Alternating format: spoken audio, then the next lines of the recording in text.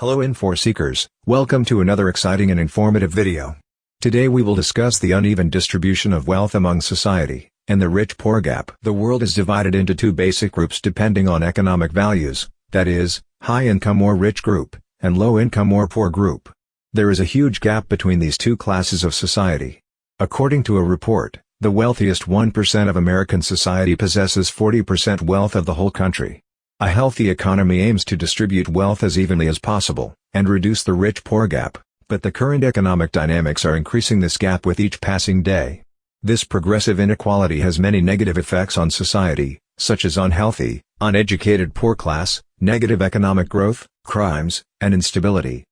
In this video, we will discuss what are the factors that are increasing this rich-poor gap, and what can be done to address this problem. This is Infogenic, and welcome to our channel.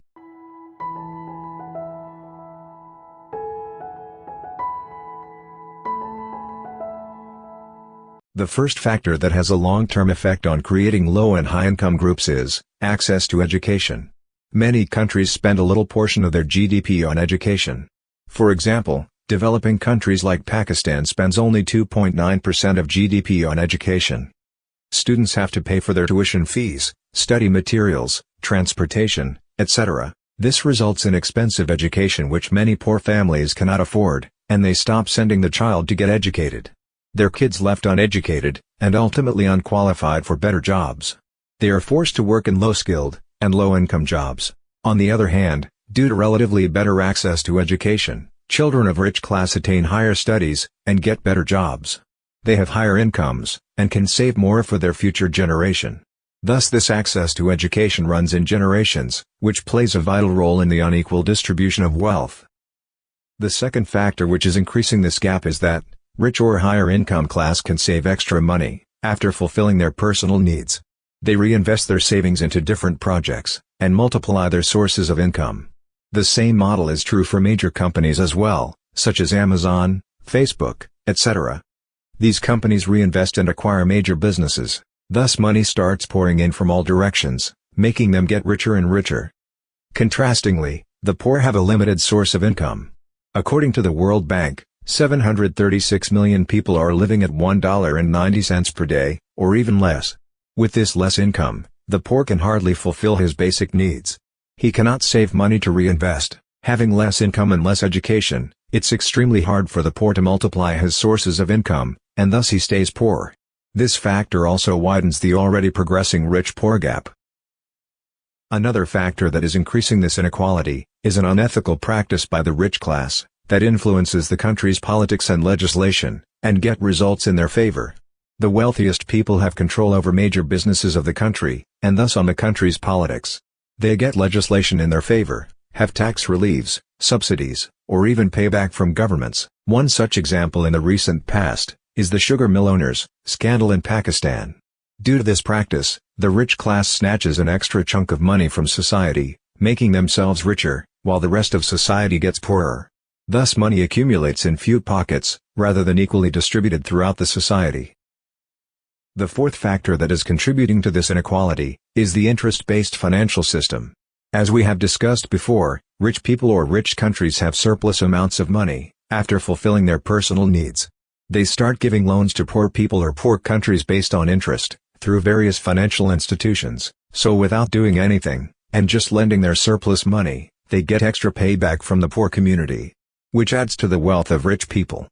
On the other hand, the poor which already have less income, and cannot fulfill his needs, due to which he was forced to take a loan from the rich, has to pay back an extra amount of money, in the name of interest. Imagine poor will have to fulfill his needs, plus pay back rich's original money, plus that extra money as interest.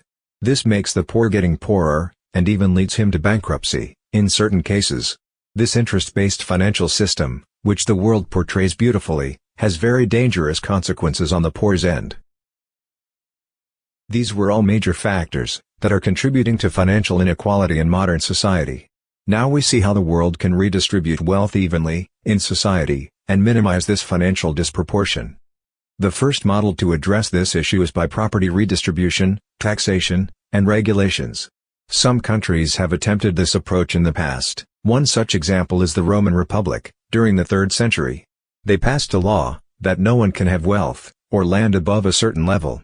This type of program can prevent the accumulation of money in only a few pockets, and gives society an environment of overall and harmonious growth. A second model of redistributing money in society is given by Islam, which is known as zakat, according to which every rich individual has to donate 2.5% of his annual savings to the poor community. Richer you are, the more money you are going to donate. This is a very beautiful model of redistribution of money in the society, along with religious aspect. In contrast to interest-based loans, zakat helps the poor in real terms to stand on their feet, and provide them the opportunity to progress with the rest of society. The third which governments can do to address this inequality, is by making education and health free for everyone. These are basic human rights. Why people have to pay for it? If the poor have equal opportunities for learning and acquiring higher degrees, there will be much hidden talent come out of this large bracket of the society, which can bring their families out of poverty. It will help in the overall growth of the country, and will lead to healthy and prosperous community. These were few models that the world can practice to bring up equality among society.